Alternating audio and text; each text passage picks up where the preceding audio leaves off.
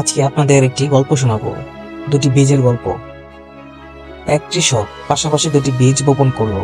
প্রথম বীজ বলল, আমি বড় গাছ হব, ঝড় বৃষ্টি এলেও আমি চেষ্টা করব।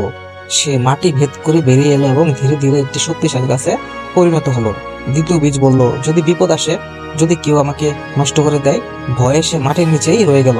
কিছুদিন পরে একটি মুরগি এসে সেই বীজটি খেয়ে ফেললো।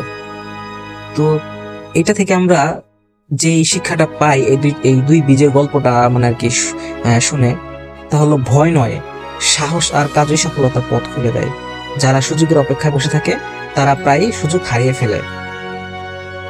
তো আশা করি যারা মানে ভিডিওটা দেখছেন ভালো করে মনোযোগ দিয়ে, তারা অবশ্যই বুঝতে পারছেন ভিডিওর দ্বারা আমি কি বোঝাতে চেয়েছি এবং এটা থেকে কি শিক্ষা পেলাম সেটাও মানে আপনাদের বললাম।